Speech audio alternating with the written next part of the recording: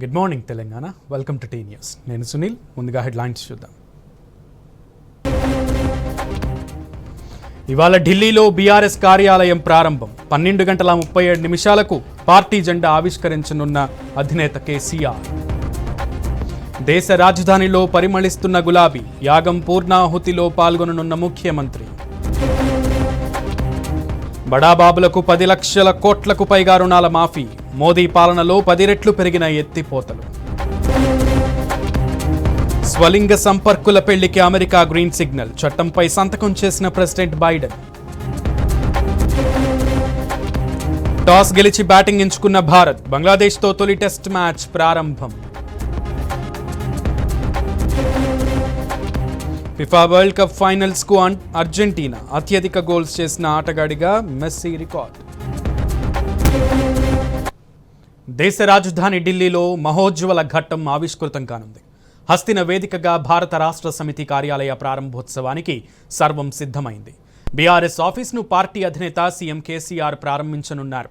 మధ్యాహ్నం 12 గంటలకు సర్దార్ పటేల్ మార్గ్లోని బీఆర్ఎస్ కార్యాలయానికి సీఎం కేసీఆర్ చేరుకుంటారు. రాజశ్యామల యాగం పూర్ణాహుతి కార్యక్రమంలో పాల్గొంటారు. మధ్యాహ్నం 12:37 కార్యాలయ ఆవరణంలో పార్టీ జెండాను ముఖ్యమంత్రి కేసీఆర్ ఆవిష్కరిస్తారు. అనంతరం వేద పండితులు సీఎం కేసీఆర్కు ఆశీర్వచనాలు అందజేస్తారు.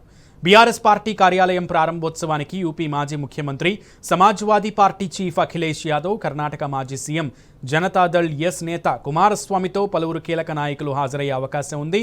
వివిధ రాష్ట్రాల నుంచి రైతాంగ ఉద్యమకారులు కూడా కార్యక్రమంలో పాల్గొననున్నారు. బీఆర్ఎస్ ఆఫీస్ ప్రారంభోత్సవ నేపథ్యంలో బీఆర్ఎస్ అభిమానులు, కార్యకర్తలు ఇప్పటికే ఢిల్లీకి చేరుకున్నారు. ఈ మహోజ్వల ఘట్టం కోసం యావత్ దేశం ఆసక్తిగా ఎదురు చూస్తోంది. తెలంగాణ అలాగే జాతీయ రాజకీయాల్లోనూ సీఎం కేసీఆర్ కీలక పాత్ర పోషించాలని దేశ ప్రజానీకం కోరుకుంటున్నారు. అందులో భాగంగానే బీఆర్ఎస్ పార్టీ ఆఫీస్ ప్రారంభోత్సవం జరగనుంది.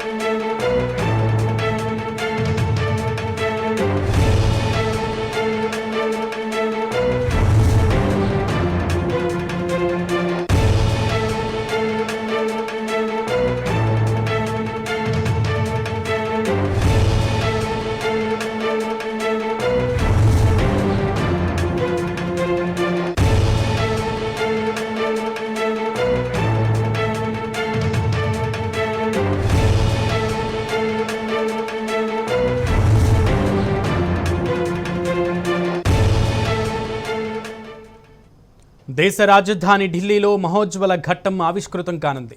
హస్తిన వేదికగా భారత రాష్ట్ర సమితి కార్యాలయ ప్రారంభోత్సవానికి సర్వం సిద్ధమైంది. బీఆర్ఎస్ ఆఫీస్ను పార్టీ అధినేత సీఎం కేసీఆర్ ప్రారంభించనున్నారు. మధ్యాహ్నం 12 గంటలకు సర్దార్ పటేల్ మార్గ్లోని బీఆర్ఎస్ కార్యాలయానికి సీఎం కేసీఆర్ చేరుకుంటారు. రాజశ్యామల యాగం పూర్ణాహుతి కార్యక్రమంలో పాల్గొంటారు. మధ్యాహ్నం 12:37 కార్యాలయ ఆవరణంలో పార్టీ జెండాను ముఖ్యమంత్రి కేసీఆర్ ఆవిష్కరిస్తారు. అనంతరం వేద పండితులు సీఎం కేసీఆర్కు ఆశీర్వచనాలు అందజేస్తారు. బీఆర్ఎస్ పార్టీ కార్యాలయం ప్రారంభోత్సవానికి యూపీ మాజీ ముఖ్యమంత్రి, సమాజ్వాదీ పార్టీ చీఫ్ అఖిలేష్ యాదవ్, కర్ణాటక మాజీ సీఎం కుమారస్వామితో పాటు పలువురు కీలక నాయకులు హాజరయ్యే అవకాశం ఉంది. వివిధ రాష్ట్రాల నుంచి రైతాంగ ఉద్యమకారులు కూడా కార్యక్రమంలో పాల్గొననున్నారు. బీఆర్ఎస్ ఆఫీస్ ప్రారంభోత్సవ నేపథ్యంలో బీఆర్ఎస్ అభిమానులు, కార్యకర్తలు ఇప్పటికే ఢిల్లీకి చేరుకున్నారు. ఈ మహోజ్వల ఘట్టం కోసం యావత్ దేశం ఆసక్తిగా ఎదురు చూస్తోంది. తెలంగాణ అలాగే జాతీయ రాజకీయాల్లోనూ సీఎం కేసీఆర్ కీలక పాత్ర పోషించాలని దేశ ప్రజానీకం కోరుకుంటున్నారు. అందులో భాగంగానే బీఆర్ఎస్ పార్టీ ఆఫీస్ ప్రారంభోత్సవం జరగనుంది.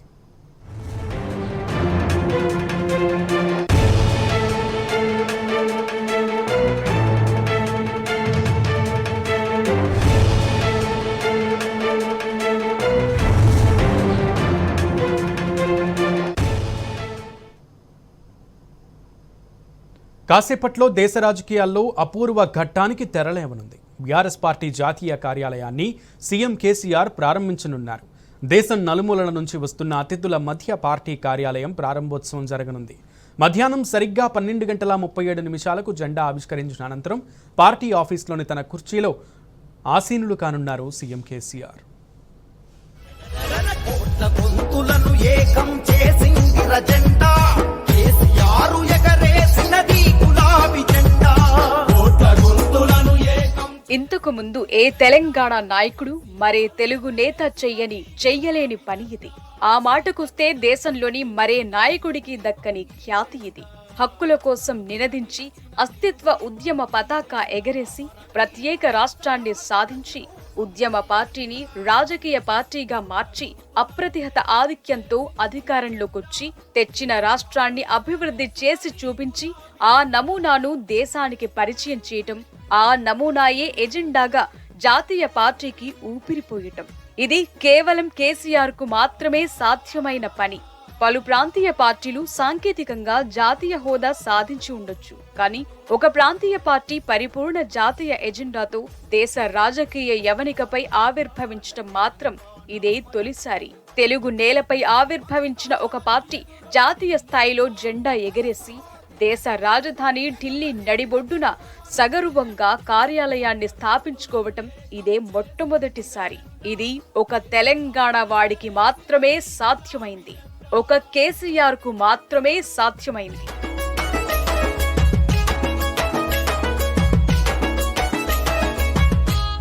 దేశ రాజకీయాల్లో అపూర్వ ఘట్టానికి తెరలేవబోతోంది.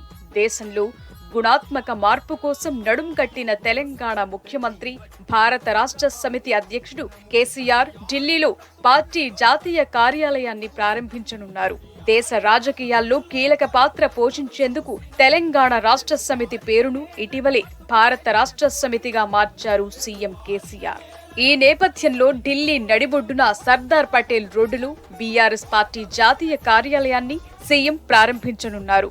మధ్యాహ్నం 12:37 పార్టీ జెండాను ఆవిష్కరిస్తారు.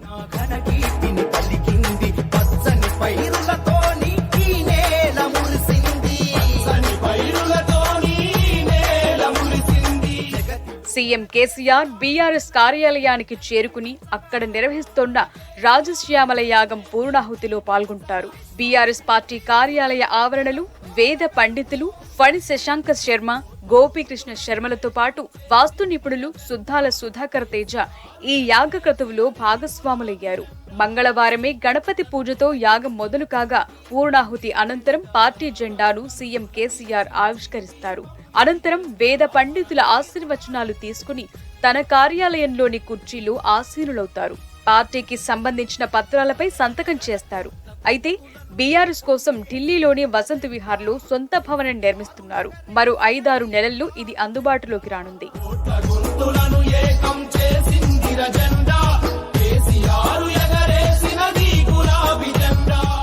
ఇక బీఆర్ఎస్ నూతన కార్యాలయ ప్రారంభోత్సవానికి పలువురు ప్రముఖ నేతలు హాజరు కానున్నట్టు తెలుస్తోంది. యూపీ మాజీ సీఎం అఖిలేష్ యాదవ్, జనతాదళ్ నేత, కర్ణాటక మాజీ సీఎం కుమారస్వామితో పాటు రైతు ఉద్యమాల్లో క్రియాశీలకంగా వ్యవహరించిన పలువురు నేతలు బీఆర్ఎస్ ఆఫీస్ ప్రారంభోత్సవానికి రానున్నారు.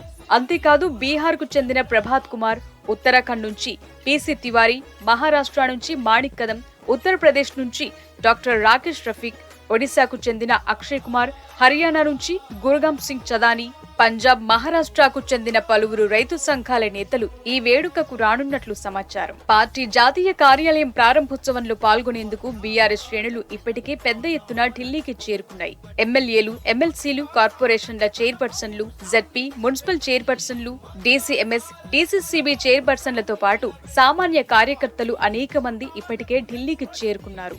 మంగళవారం హైదరాబాద్ నుంచి ఢిల్లీకి వచ్చిన విమానాల్లో 90% పైగా బీఆర్ఎస్ పార్టీ ప్రారంభోత్సవంలో పాల్గొనేందుకు వచ్చిన వారే ఉన్నట్లు సమాచారం. విమానాశ్రయంలో, విమానాల్లో కూడా బీఆర్ఎస్ జెండాలను ప్రదర్శించి తమ అభిమానాన్ని చాటుకున్నారు.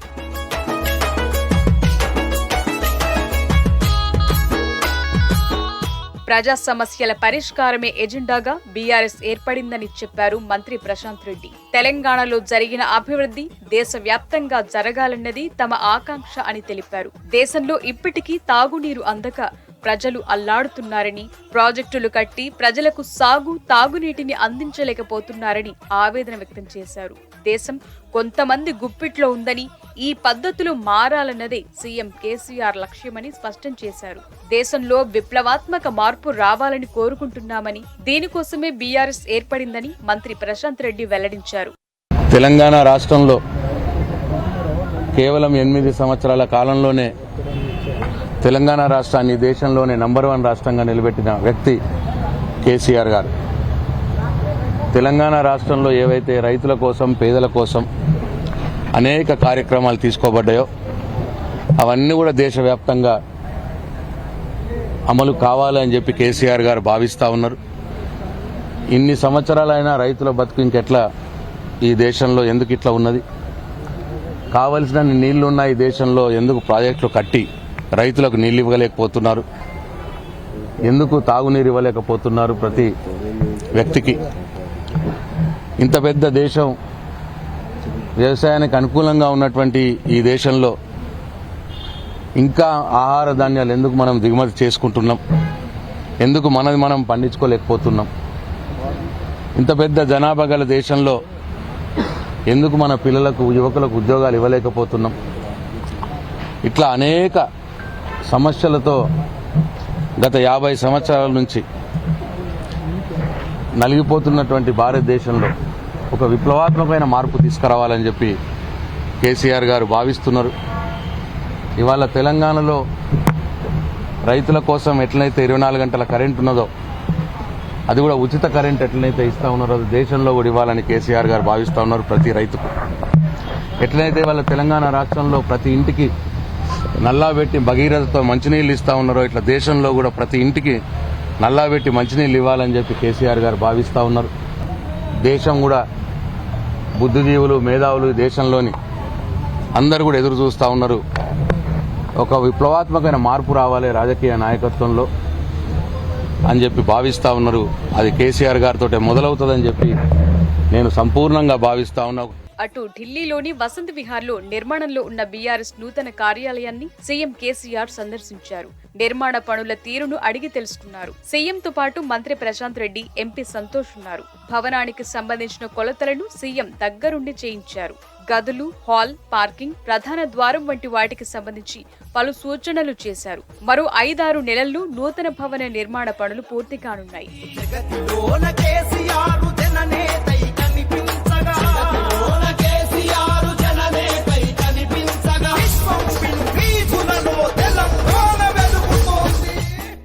దేశ రాజధాని ఢిల్లీలో మహోజ్వల ఘట్టం ఆవిష్కృతం కానుంది. హస్తిన వేదికగా భారత రాష్ట్ర సమితి కార్యాలయ ప్రారంభోత్సవానికి సర్వం సిద్ధమైంది. బీఆర్ఎస్ ఆఫీస్ను పార్టీ అధినేత సీఎం కేసీఆర్ ప్రారంభించనున్నారు.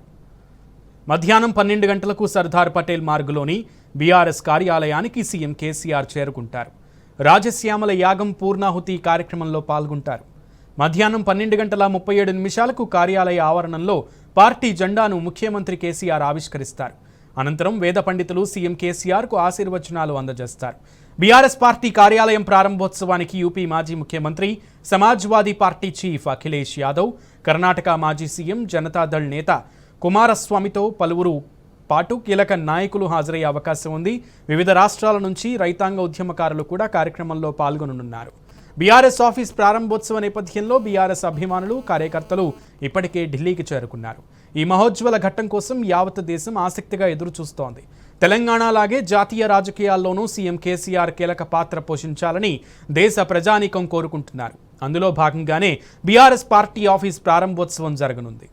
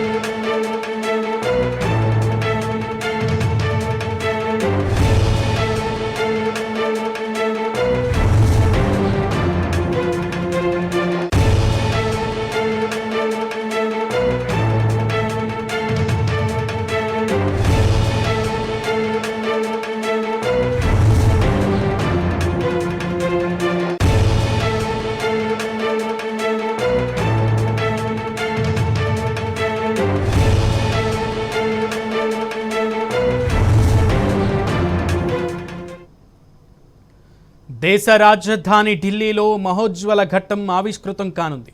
హస్తిన వేదికగా భారత రాష్ట్ర సమితి కార్యాలయ ప్రారంభోత్సవానికి సర్వం సిద్ధమైంది.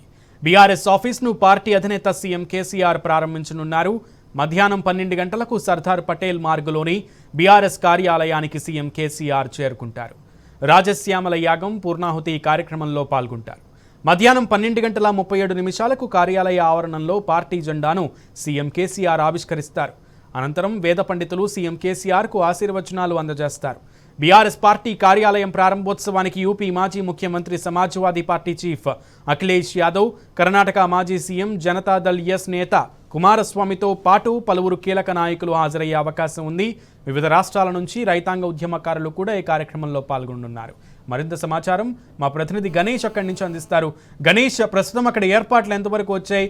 ఈ మహోజ్వల ఘట్టం కోసం యావత్ దేశం చాలా ఆసక్తిగా ఎదురు చూస్తోంది. ఎంతమంది హాజరయ్యే అవకాశం ఉంది ఈ కార్యక్రమానికి? సునీల్, దేశ చరిత్రలోనే బీఆర్ఎస్ పార్టీ స్థాపించిన నేపథ్యంలో, బీఆర్ఎస్ పార్టీ టీఆర్ఎస్ నుంచి బీఆర్ఎస్ స్థాపించిన నేపథ్యంలో కూడా దేశవ్యాప్తంగా కూడా అందరూ కూడా చూపంతా కూడా ఈ రోజు బీఆర్ఎస్ వైపే ఉండడం జరిగింది.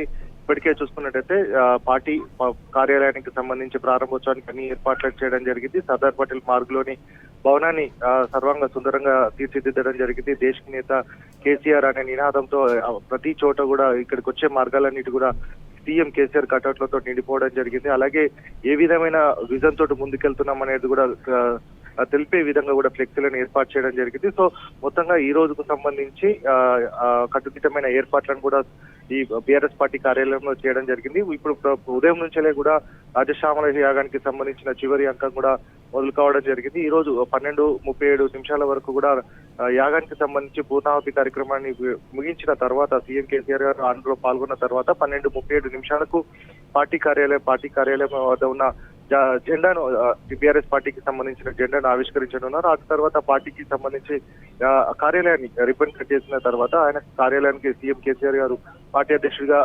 కార్యాలయానికి వెళ్లి అక్కడ పార్టీకి సంబంధించిన పత్రాలపైన సంతకం చేయనున్నారు. ఆ తర్వాత మొత్తంగా ఈ రోజు ఇది పార్టీకి కార్యాలయానికి సంబంధించిన షెడ్యూల్ ఉండడం జరిగింది. ఇప్పటికే పార్టీ కార్యాలయాన్ని ప్రారంభిస్తున్న నేపథ్యంలో కూడా తెలంగాణ వ్యాప్తంగానే కాకుండా అటు ఆంధ్రప్రదేశ్ కావచ్చు, మహారాష్ట్ర, ఛత్తీస్గఢ్ నుంచి కూడా రైతు సంఘం నాయకులు కావచ్చు, అలాగే చాలా మంది కేసీఆర్ గారికి మద్దతు తెలుపుతున్న వారందరూ కూడా ఇప్పటికే చేరుకోవడం జరిగింది. దాదాపుగా ఈ ప్రాంతం అంతా కూడా గులాబీమయం అయిందని చెప్పుకోవచ్చు. ఎందుకంటే రైతు సంఘం నాయకులు కావచ్చు చాలా మంది కూడా ఇప్పటికే చేరుకోవడం జరిగింది. ముఖ్యంగా ఇప్పుడు ఎస్పీ నేత చీఫ్ అఖిలేష్ యాదవ్, అలాగే జేడీఎస్ నేత కుమారస్వామి కూడా వస్తున్న నేపథ్యంలో కూడా అన్ని ఏర్పాట్లు చేయడం జరిగింది. ఇప్పటికీ ఉదయం నుంచి కూడా చాలా మంది ప్రజాప్రతినిధులు కావచ్చు వాళ్ళందరూ కూడా ఇక్కడికి చేరుకోవడం జరిగింది. అనుకున్న సమయంలో 12:37 జెండా ఆవిష్కరించిన తర్వాత పార్టీ ప్రారంభోత్సవం ఉన్న నేపథ్యంలో కూడా ఇప్పటికే అన్ని ఏర్పాట్లను పూర్తి చేయడం జరిగింది. సీఎం కేసీఆర్ పార్టీ అధ్యక్షుడిగా 12:30 కార్యక్రమాన్ని అంటే పార్టీకి సంబంధించిన కార్యాలయాన్ని ప్రారంభిస్తారు కాబట్టి సో మొత్తంగా అన్ని ఏర్పాట్లను పూర్తి చేసిన నేపథ్యంలో కూడా దేశవ్యాప్తంగా ఉన్న కేసీఆర్ గారి మద్దతుదారులందరూ కూడా ఇక్కడికి చేరుకోవడం జరిగింది. బీఆర్ఎస్ పార్టీ ఏ విధమైన విజన్ తో ముందుకెళ్తుందో ఆ విజన్ పట్ల తమకు నమ్మకం ఉంది అనేది చెప్పేసి కూడా రైతుల పట్ల ఏ విధమైన కృతనిశ్చయంతో కేసీఆర్ గారు వెళ్తున్నారనేది కూడా రైతు సంఘం నాయకులు చెప్తున్న నేపథ్యం కూడా ఉంటుంది. సో దేశ చరిత్రలో ఒక నూతన అధ్యాయానికి శ్రీకారం చుట్టారని చెప్పుకోవచ్చు. ఇందులో భాగంగానే కేసీఆర్ గారు ఈ రోజు బీఆర్ఎస్ పార్టీకి సంబంధించిన కార్యాలయాన్ని ప్రారంభిస్తున్న నేపథ్యంలో కూడా చాలా మంది కూడా ప్రజాప్రతినిధులు దాదాపుగా ఇప్పటి వరకు చూసుకున్నట్టయితే 1500 వరకు కూడా మంది ఇక్కడికి ప్రజాప్రతినిధులు అందరూ కూడా చేరుకోవడం జరిగింది. ఇంకా మధ్యాహ్నం అంటే పార్టీ ప్రారంభోత్సవ టైం వరకు చూసుకుంటే కూడా అది రెట్టింపే అవకాశం కనబడుతుంది. Right Ganesh, keep updating us. Thank you.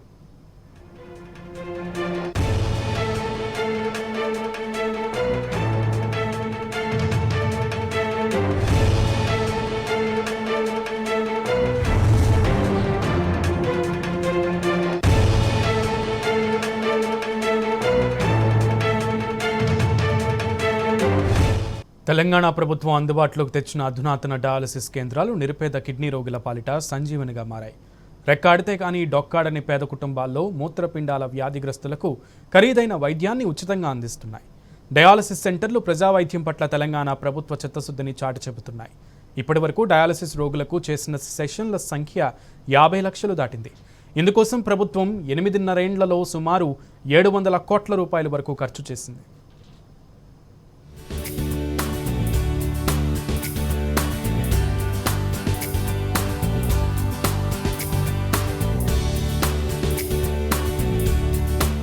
Telangana రాష్ట్రంలో ప్రజా వైద్యం సమున్నతమై నిలుస్తోంది. నిరుపేదల ఆరోగ్యానికి నిండైన భరోసా ఇస్తోంది.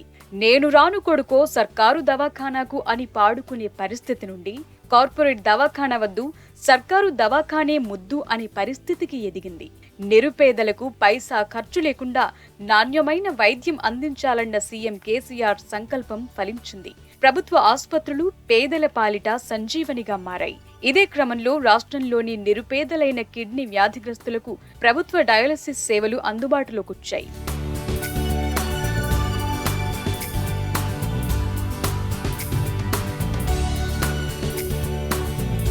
డయాలసిస్ రోగులకు రాష్ట్ర ప్రభుత్వం అందిస్తోన్న ఉచిత చికిత్సలో కొత్త మైలురాయిని అధిగమించింది.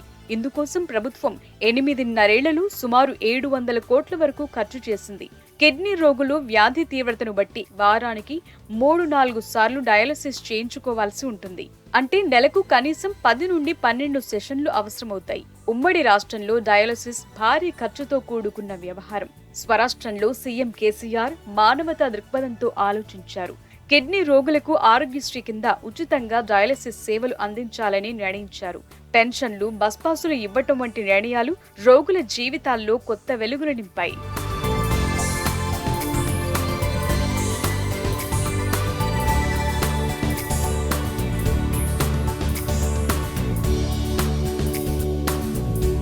ఉమ్మడి రాష్ట్రంలో ప్రభుత్వ ఆధ్వర్యంలో గాంధీ, ఉస్మానియా, నిమ్స్లో మాత్రమే ఉచిత డయాలసిస్ సేవలుండేవి. చాలా తక్కువ మందికే ఇక్కడ సేవలు దక్కేవి.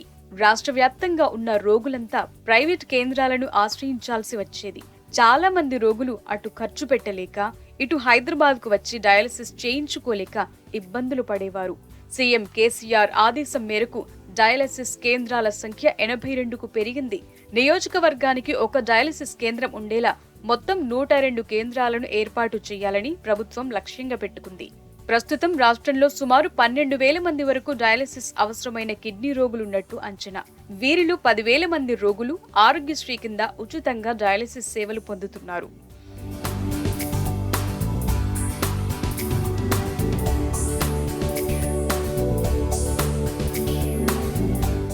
డయాలసిస్ రోగులకు సంబంధించిన ప్రతి సమస్యను సీఎం కేసీఆర్ క్షుణ్ణంగా పరిశీలించి పరిష్కరిస్తున్నారు. గతంలో డయాలసిస్ వాడే ఫిల్టర్లను ఒకరికి మించి వాడేవారు. దీనివల్ల ఇన్ఫెక్షన్లు వస్తున్నాయని ప్రభుత్వం గుర్తించింది. సింగిల్ యూజ్ ఫిల్టర్లు వాడాలని సీఎం కేసీఆర్ ఆదేశించారు. దేశంలోనే తొలిసారిగా ప్రవేశపెట్టిన ఈ విధానం ఇతర రాష్ట్రాలకు ఆదర్శంగా నిలిచింది. తమిళనాడులోనూ ఈ తరహా విధానాన్ని అమలు చేస్తున్నారు. డయాలసిస్ కోసం దవాఖానకు వచ్చి వెళ్లే రోగులపై ఆర్థిక భారం పడకుండా దేశంలోనే తొలిసారిగా ఉచిత బస్ పాస్ ఇస్తోంది రాష్ట్ర ప్రభుత్వం. అలాగే ఆసరా పథకం కింద 2,016 రూపాయలు పెన్షన్ ఇవ్వాలని నిర్ణయించారు. ప్రస్తుతం రాష్ట్రంలో 5,000 మందికి పైగా ఈ పెన్షన్ పొందుతున్నారు. డయాలసిస్ రోగులకు దాత లభించినప్పుడు ఆరోగ్యశ్రీ కింద ప్రభుత్వం ఉచితంగా అవయవ మార్పిడి సర్జరీ చేయిస్తోంది. నిమ్స్, ఉస్మానియా, గాంధీలో ఏటా 150కి పైగా కిడ్నీ మార్పిడి ఆపరేషన్లు పూర్తి ఉచితంగా జరుగుతున్నాయి. ఖరీదైన మందులను జీవితాంతం ఉచితంగా అందిస్తున్నారు.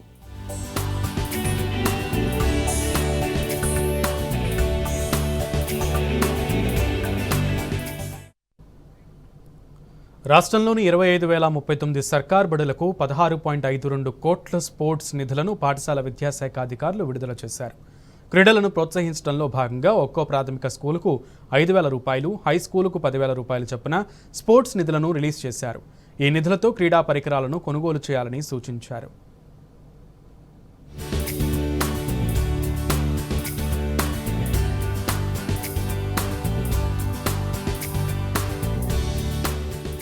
సర్కారు బడులను ప్రైవేట్, కార్పొరేట్ స్కూళ్లకు దీటుగా తీర్చిదిద్దేందుకు ప్రభుత్వం కృషి చేస్తోంది.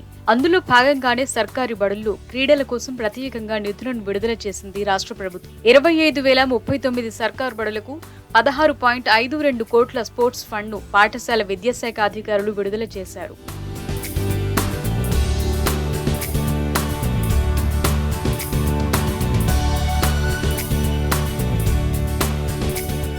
ప్రభుత్వం విడుదల చేసిన నిధులతో plastic, wooden cricket kit, soft ball, tennis ball, plastic balls, football, basket ball, rugby soft, been bags, soccer cone, parachute, short balls, discuss, foam javelin వంటి పరికరాలను ప్రాథమిక పాఠశాలలకు కొనుగోలు చేస్తారు.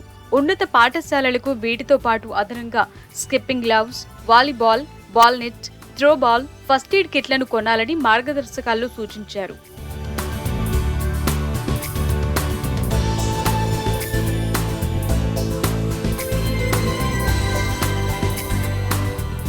అటు రాష్ట్రంలోని సర్కారు బడులకు కంపోజిట్ స్కూల్ గ్రాంట్ను సైతం 100% విడుదల చేశారు. ఇదివరకు 50% గ్రాంట్ను విడుదల చేయగా తాజాగా మొత్తం గ్రాంట్ను విడుదల చేశారు. 26,337 బడులకు మొత్తం 74.16 కోట్లకు గాను మొదటి విడతలో 50% నిధులు 37.08 కోట్లు, రెండో విడతలో మరో 50% నిధులు 37.08 కోట్లను అధికారులు విడుదల చేశారు.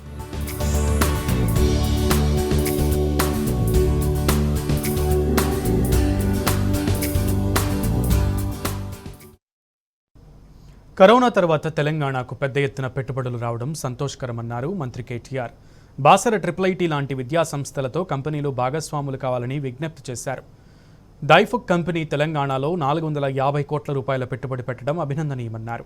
ఈ మేరకు మ్యానుఫ్యాక్చరింగ్ యూనిట్ ఏర్పాటుకు తెలంగాణ ప్రభుత్వంతో డైఫుక్ కంపెనీ అవగాహన ఒప్పందం కుదుర్చుకుంది.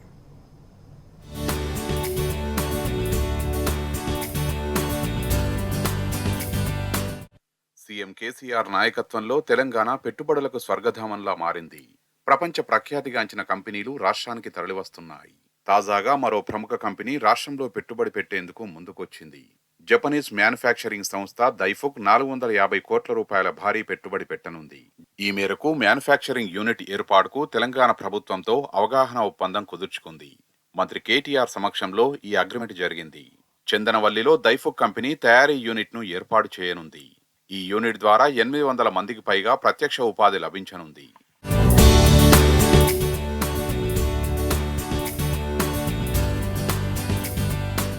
కరోనా తర్వాత తెలంగాణకు పెద్ద ఎత్తున పెట్టుబడులు రావడం సంతోషకరమన్నారు మంత్రి కేటీఆర్. బాసర IIIT లాంటి విద్యా సంస్థలతో కంపెనీలు భాగస్వాములు కావాలని విజ్ఞప్తి చేశారు. డైఫుక్ కంపెనీ తెలంగాణలో 450 కోట్ల రూపాయల పెట్టుబడి పెట్టడం అభినందనీయమన్నారు మంత్రి KTR. The kid who's studying there in engineering or +2 can actually come over, spend 6 months in your or as an intern or apprentice in your facility, in your manufacturing facility, and it's a win-win proposition for you and them, because once you like what you see, you obviously have the luxury of giving them an opportunity to work with you, and the kid also, the students also get an opportunity to learn. One thing I've seen in the last 1 decade of being a minister, almost a decade now, is that capital is not an issue if you have an idea that can really work. Access to capital is no more a concern. There used to be a time in India when access to capital was a challenge, when the entrepreneurs were having a tough time raising money. But now, I think with the sort of government support, with the sort of capital flow that is coming in, with the world looking at us with renewed enthusiasm, Indian entrepreneurs need to make some bold moves. Indian entrepreneurs, and especially those entrepreneurs from Telangana who are sitting here, please think big. Please think aggressively. Please start thinking of products for the world, not just for India. So I welcome Daifuku, I welcome the entire manufacturing ecosystem here, and I am a truly strong believer that we have it in us to make world-class products. We have it in us to provide solutions for the world. భారతదేశంలో manufacturing రంగానికి అద్భుతమైన అవకాశాలున్నాయని మంత్రి కేటీఆర్ తెలిపారు. కంపెనీలు ఆయా రాష్ట్రాల పారిశ్రామిక పాలసీలు, పరిపాలనా విధానాలను దృష్టిలో ఉంచుకోవాలని సూచించారు. ప్రాథమిక స్థాయి తయారీపైనే కాకుండా హైటెక్, స్మార్ట్ మ్యానుఫ్యాక్చరింగ్ రంగాలపైన దృష్టి పెట్టాలన్నారు మంత్రి KTR. India is a democracy to begin with. India is not one, but there are 28 different Indias if you ask me, because of the federal structure we have. Each state is so uniquely empowered. The makers of our constitution had envisioned India as a union of states. So therefore each state, and especially the gateway that you choose to enter India through, will determine your impression of India, will determine how easy you find doing business in India. That's the general thought I leave with any of my potential investor. So we don't have the opportunity, or we don't really have the luxury of leapfrogging. We have to pole vault. We have to jump a few hoops. We have to cover a few bases, and we have to focus on not just high-tech manufacturing or advanced manufacturing or smart manufacturing. We have to focus on basic manufacturing. We have to ensure we also get the efficient smart manufacturing which is coming out as part of Industry 4.0, Industrial Revolution 4.0. And we also have to ensure that we instill and inculcate design thinking at the school curriculum level. తెలంగాణలో manufacturing యూనిట్ను ఏర్పాటు చేయాలన్న నిర్ణయం తీసుకున్న తర్వాత అత్యంత వేగంగా తక్కువ సమయంలో అవగాహన ఒప్పందాన్ని కుదుర్చుకోవడం పట్ల దైఫుక్ ప్రతినిధులు హర్షం వ్యక్తం చేశారు. ఈ మేరకు మంత్రి కేటీఆర్కు ధన్యవాదాలు తెలిపారు. దేశ రాజధాని ఢిల్లీలో మహోజ్వల ఘట్టం ఆవిష్కృతం కానుంది. హస్తిన వేదికగా భారత రాష్ట్ర సమితి కార్యాలయ ప్రారంభం సర్వానికి సిద్ధమైంది. బీఆర్ఎస్ ఆఫీస్ను పార్టీ అధినేత సీఎం కేసీఆర్ ప్రారంభించనున్నారు. మధ్యాహ్నం 12 గంటలకు సర్దార్ పటేల్ మార్గులోని బీఆర్ఎస్ కార్యాలయానికి సీఎం కేసీఆర్ చేరుకుంటారు.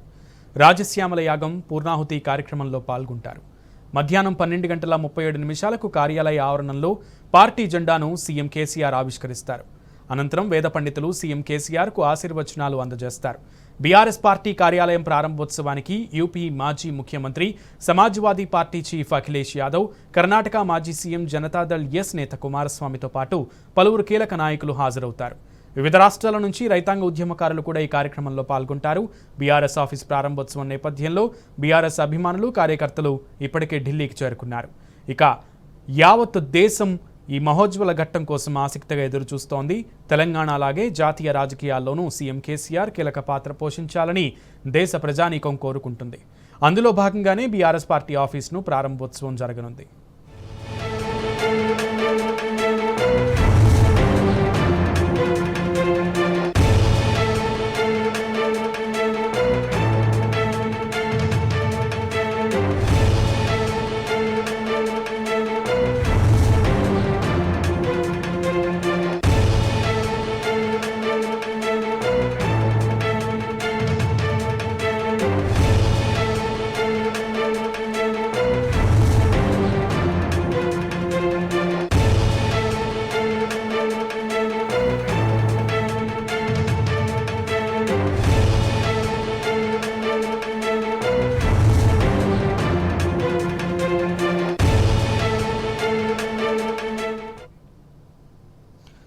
మరి కాసేపట్లో మహోజ్వల ఘట్టం ఆవిష్కృతం కాబోతోంది.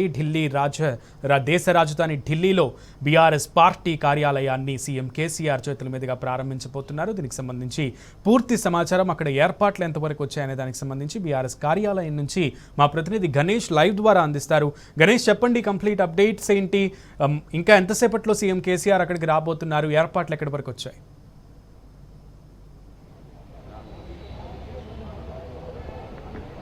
సునీల్, బీఆర్ఎస్ పార్టీ ఆఫీస్కి సంబంధించి ఏర్పాట్లన్నిటి కూడా పూర్తి కావడం జరిగింది. ఇప్పుడు రాజశ్యామల యాగానికి సంబంధించి